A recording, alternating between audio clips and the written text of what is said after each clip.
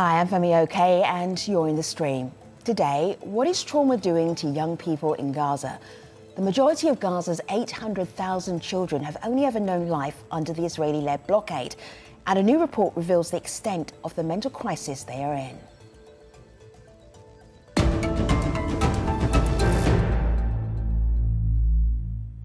Trapped is a recent report by Save the Children. In this report, Save the Children found that 80% of children and young people in Gaza suffer from depression, sadness and fear. Some other key findings: 9 out of 10 children feel less safe when they're alone. Caregivers are also facing mental health issues. 9 out of 10 caregivers in Gaza feel unhappy and anxious. Let's take a closer look at that situation with our guests. Dr. Yasser, hello, Inas and Jason. So good to have all three of you in our conversation today. Let me remind everybody, Dr. Yasser, who you are and what you do. Please greet our stream audience. Good afternoon or good evening from Gaza, everyone. This is Yasser. I'm a psychiatrist and the director of Gaza Community Mental Health Program. Pleasure seeing you all. Our pleasure having you. Inas, welcome to the stream. Please introduce yourself to our audience around the world. Hello, everyone. This is Inas Perez-Ghannam. I'm the project manager of We're Not Numbers, a project of the Euromed Human Rights Monitor. Good to have you. And Jason, welcome to the stream. Please introduce yourself to our viewers. Hi, good evening, everyone. My name is Jason Lee. I'm the country director for Save the Children here in the occupied Palestinian territory, and I'm calling you tonight from Jerusalem. All right, good to have you all. All right, so everybody who's watching right now, you've seen who our panel is, you know their expertise. If you have a question for them or a comment about children in Gaza, how they are managing or really how they are not managing, the comment section is right here for you. Jason, how do you survey the mental health of children who live in crisis situations pretty much all year round? Yeah, so look, we first did a report 5 years ago after the 10-year anniversary of the Gaza blockade. And we wanted to see, has the situation improved? Has it gotten worse, particularly with the escalation last year in May, and of course the global COVID-19 pandemic. So this year we did a refresher. We spoke to about 500 children and 160 caregivers just to get a pulse, to get a sense of how things were. And you've shared some of the disturbing reports, the findings of the report where, again, the situation has deteriorated. We've seen that children are having greater senses of anxiety, feelings of depression, of sadness, and the resilience of children and their caregivers to cope is decreasing. And of course, this is against the backdrop of ever-increasing cycles of violence, instability, and the economic deprivation that we see because of the blockade in Gaza. Yeah, so I am looking at a piece that you wrote about mental health a year ago this month.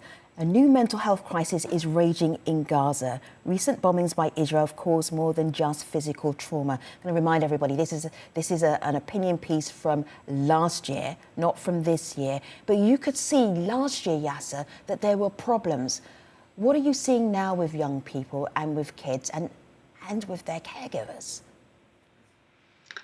Femi, thank you for bringing this up. I would tell you something more surprising, which is that in 2014, that is about 8 years from now, we wrote in a fact sheet, that came out of Gaza Community Mental Health Program that we do not anticipate that the problems will be only related to the traumatic events that the population in Gaza Strip were exposed to, but also with the losses, with the destruction of the buildings, with the ongoing deterioration in socioeconomic conditions. Now, that continued to be the case for years later, and in 2021, it repeated itself as it's shown in the op-ed, as you said. But I would like to bring you back to the main, I think, key finding, as you have already presented in the report in the beginning of this event, that 90% of the children simply do not feel safe when they are away from their parents. I think this is it says it all when more than 1 year after the last attacks, 90% of the children do not feel really safe. I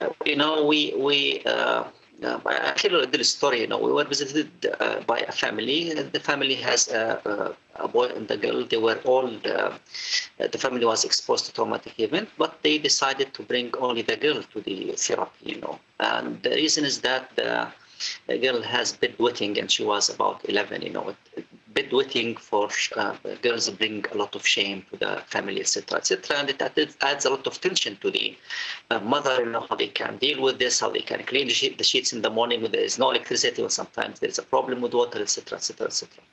Now, the interesting thing is that the boy, who was 7, was having some sleep disturbances, and what he used to do is just to sleep under his bed. So we were talking to the father and mother, why don't you also bring your child to the trauma? Now, the ironic answer was that, most of the children in our neighborhood have similar, conditions. They have similar problems with fear, with anxieties, with sleeping, time. Why we should bring our child or our son to therapy? It felt really that there are a lot of hidden ones, if you could say. There are a lot of problems among the children. Some of them came to the surface, some of them did not come to the surface. And I think the key point here is the feeling of safety that is lacking. The other key important issue, which is that the parents, the family, the structure that was mainly helping and supporting the children is now getting weaker and weaker. The resources that people had are getting weaker and weaker. Okay. Sorry, I just want to jump in. Yeah, Jason, Absolutely. you go first. Yeah, go first. Go ahead. I was just going to say, Story, I can really emphasize that because we speak to a lot of children and we see this recurring pattern where children report being afraid of being away from their parents. I mean, I spoke to a 13-year-old boy, and for a 13-year-old boy to actually admit that he constantly feels afraid when he's away from his mother, and this feelings of anxiety, even when at school, it doesn't feel safe. He's worried about, is there going to be another attack? Is there going to be another round of violence? Is his home going to be there when he gets back? Is his family and friends going to be there? So I think, this is the impact, the things that we don't see. I mean, often during an escalation, we can see the physical injuries that children sustain and we can treat them. But it is this deep-seated anxiety, the deep-seated fears that permeate through a child's life and carries through. I think this is the danger, and this is what the report shows, that this prolonged exposure to conflict, to violence, to economic deprivation, the ability of children to cope and their families is continually being eroded. Inas, I want to show our audience the webpage for your organisation because you work with and for young people who are able to express and tell their stories. So I want people to see this so that they can go and follow you in the future. We are not numbers. So that is the organisation that Inas is part of. Earlier we spoke to Emily, who told us something so stark and so shocking that I wanted you to have a listen to it and then respond, knowing that you work with young people from Gaza, and so you know children's stories, young people's stories so intimately. Here's Emily first. The Israeli-led blockade in Gaza impacts Palestinian children practically from birth. We see higher rates of neonatal disorders and congenital birth defects when compared to their Israeli counterparts, and there's also a much higher infant mortality rate. And then there's also a tremendous psychological toll that this blockade is placing on Palestinian children. Approximately 55% report living with some sort of post-traumatic stress disorder, and then about 40% of Palestinian young people report having seriously contemplated suicide at some point in their life.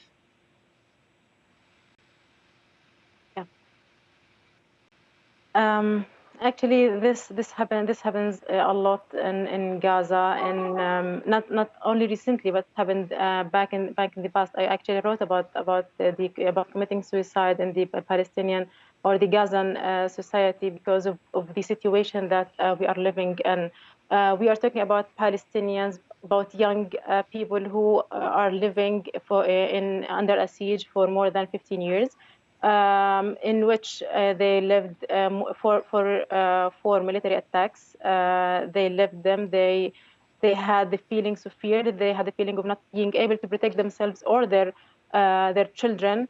Their children saw the fear in the eyes of these parents, and so that their parents wouldn't be able to protect them simply because there is no place to go to. So when we talk about those young men, there are lots of reasons that would lead to such a thing. When we talk about there are lots of graduates. We live in a high density population area. We live in Gaza, which is isolated from the whole world. lots of people, lots of graduates, and the smallest amount of jobs. There are no jobs. Jobs are rare. Opportunities are very not available all the time. There are the young men had or have to find jobs. They have to provide for themselves, for their families. They have to protect themselves and their families, and they can't do this. So sometimes they would just reach a point in which they cannot just deal with life. And at We Are Not Numbers, actually, we are trying to deal with this. We Are Not Numbers is a project in which we tell the stories of victims behind the numbers in the news, in which we train young Palestinians to write stories of what really happens with them in a way that the world would understand. By We Are Not Numbers, we're trying to isolate or to break the isolation those young people are living, by which we allow them to talk about what really happens with them here in Gaza. The bad side, the good side, the bright side, their ambitions, their sad moments, about everything that happens with them. On YouTube, I've got a really interesting question from one of our viewers. Perhaps Yasser and Inas, you can help with this. Artist Hasna Talal says, how long will it take for the children of Gaza to be rehabilitated, and will this change their mental health as they grow? Yasser, you can start first as a medical professional, and then Inas, you can tell us if that rehabilitation, that growing away from the situation that you're in, is that even possible? Yasser, you start. You know, in 28, 29, we started our first, what we call crisis response plan, and this is a response for the first attack that happened in 2008-9. And, you know, our teams of a man and a woman, both psychologists, were visiting the most affected houses, and they meet people, they treat, they intervene, etc., etc. Years later, in 2014, which is about like 5 years later, one of our psychologists, she is a woman, was walking into the same area in East Khan Yunis in Khuza'a, you know, when suddenly a young girl just started to run towards her and told her, "Where are you, miss? Where are you, ma'am? I have been waiting for you. You know, do you remember me from the first attack, from the previous attack?" So imagine that girl, you know, her house was destroyed in 2009. It was also again re-destroyed in 2014, and she is waiting for the same thing to appear in her life. Now, in order for our, you know, coping mechanisms and our healing, you know, strategies to work, our therapy to work, you need a period of stability. You know, you need the children to feel safe, that they are in a caring environment, that they are secured, you know, that they can think of a positive future, that they can, you know, earn back their lives, you know, and that they can achieve something. Now, unfortunately, a lot of those things are not available in Gaza. For example, you know, until now, just a few weeks ago, the destroyed houses, they started the rebuilding process, and not all of the destroyed houses that were destroyed about over a year now. The other issue, which is like, you know, things that remind people of the traumatic events continue to be there. For example, drones that keep flying in the skies. Every now and then we hear about the tensions, that there is a possibility of another attack. You know, the whole community talks about this. What can we do? People who leave their houses, or the displaced people, they continue to be on alert. They, at any moment, can be displaced. 500,000 people were displaced in 2014. 110,000 people in 2021. So that kind of staying on the edge, you know, that there is no even that big difference between life and death, you know, because you can die at any moment. Anything that happened at any moment. More than 60 children passed away in 2021. Those children had their classmates. They went to schools. Those children around them, they felt their absence. They know where they have gone. Other children were wounded. So we need first to feel secure. We need the children to feel that everything is fine. And then we need to think about the long-term implications of being continuously exposed to traumatic events. For example, when parents report irritability, that the children are not okay, they are not feeling well, they are not safe, it means also, on the other hand, that they will not be able to study well. Their academic performance is not going to be as good as they used to be. Their idea about the future is not going to be a very nice one. It might be a gloomy one, you know. So Yasser, I mean, you detail this so beautifully. All of your life as a child is impacted. Your future, your ambitions, your hopes. Ines, I'm going to show you something which is from the Save the Children report, Trapped. And on this graph, it looked at a sample of children and asked them about their feelings. So the light orange column is the year 2018. The deep, bright, dark orange column is the year 2022. Each year, you can see the gap between the year, the feelings are worse. So children and young people under the age of 15 were asked, are you feeling sad and depressed? More people this year than before. Are you feeling feelings of grief? More people this year than before. Are you fearful? Yes, more than before. Tense, nervous? Yes, yes. The idea that young people should have these awful feelings, they're part of life anyway, but in such concentration, Ines, what is that like?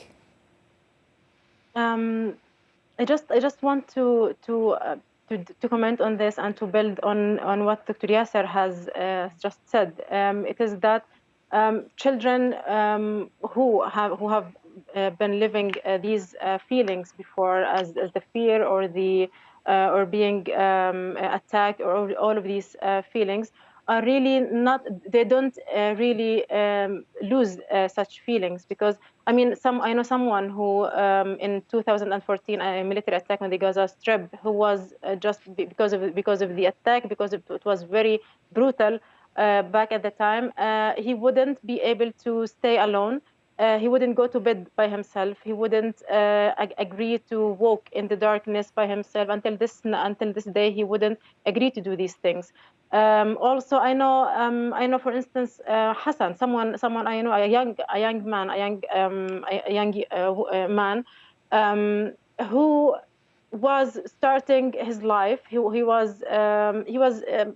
a worker, and he started to build his small room for his family, and with the help of his wife, he managed to do this. But when the COVID-19 started, he wasn't able to work. But then with the aggressions, every time it happens during all of these years, every time he builds his house, he keeps losing it. It keeps destroyed. And you can imagine how hard this is on their mentality. I mean, he works hard to build his own house, to build his own future for his children, and then all of a sudden, just in one night and a day, just all collapse. So I can understand that such numbers, statistics, moving to this amount in 2022 are not surprising, because this is what really happens. All right, so Jason, I am thinking these are numbers. The reason this report is so shocking is because the numbers are so high for children who are in distress. And so you can't put out that report without saying, now what are we going to do about it? Which is where I want to pivot our conversation, and this is where I want to go. I'm going to start with Dr. Ismail, because I'm really curious about what level of services and help will be available for young people who need it. First of all, here's Dr. Ismail, and then Jason, please pick up off the back of him.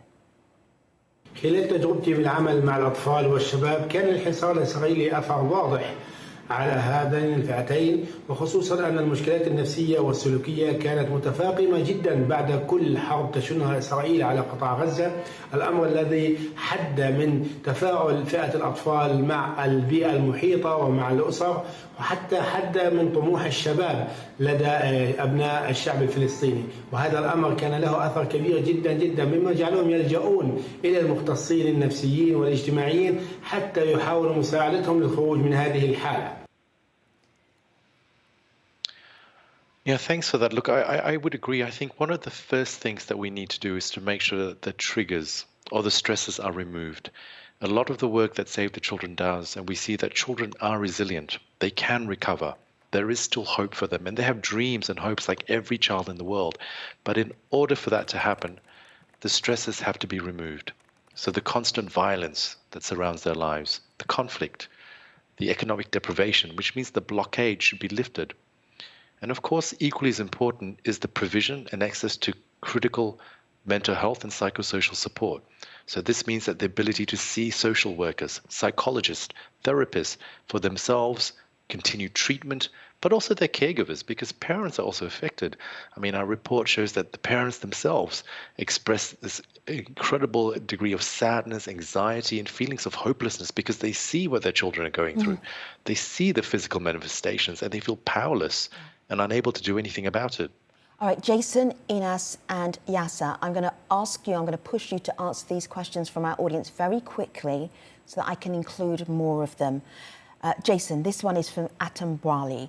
Why isn't this situation where the children are living in a crisis, why isn't this regarded as a war crime and treated as such? Jason, just briefly, please.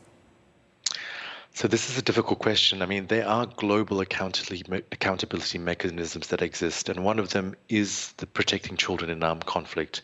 And Save the Children, we're doing a lot of work to actually make sure that these impacts, the violations that occur on the rights of children, they're documented. And they're actually then presented to the United Nations Security Council to make sure that all duty bearers have an obligation, and these are obligations. It's not about what a state wants to do or likes to do, but it's an obligation to protect children. So these are the existing global accountability mechanisms that we need to strengthen to ensure that children are kept safe, especially in conflict. All right. I also want to end on a note, because a lot of the audience are asking, how can we help? How can we link up with families? I'm going to, if I can't share them with you in this show, I will make sure that I will tweet out all of our guests' handles so that you can help them and follow them as well. But also, what kind of activities, what practical methods are there to help children who are in distress, who are living in fear? These are what some people told us earlier who wanted to contribute to the show. There are organisations providing drama therapy and art therapy for children, as well as providing counselling in schools. But resources are scarce because facilities were bombed, and while the occupation and blockade persist, it's very difficult for children to recover from the trauma because the root causes of the trauma are ongoing. The blockade is the root cause of this endless mental health crisis, and the international community must pressure Israel to immediately lift its closure of Gaza, to ensure that future generations of children can live better, more hopeful, and have more dignified lives. Inas, I have to show our audience something that I found on the We Are Not Numbers Twitter account. Have a look here, everybody. This is so important. Sorrow generates creativity. Two siblings, Rama and Ahmed Ibrahim, and their colleague Yusuf Akul, have invented a rescue robot. They did this because they have seen people buried in rubble before. Look at their faces. Look at what they're doing. Isn't this incredible? Is this part of the healing in us? Is that how young people heal? Yes, it is actually. In Gaza, all the resources, everything is locked on them. All the doors are slammed, but somehow they find their own way. Somehow they try to find a way in order to express themselves, in order to show the world that we can do. In this thread that you just saw, those three young men were able to invent this tool in which they can help people to go out of the rubble. Now we have a story of Zainab al-Kolak. I'm not sure if you know her, but Zainab al-Kolak was 22-year-old. She was an English student. She had a bright future. But then in 2021, she lost 22 people of her family. She lost her mother, her sister, her brother. Will you finish up the story very quickly, because we're right at the end of the show, but I don't want to not hear the end of the story. So what I was going to say is that she was under the rubble for 11 hours, and they couldn't find her.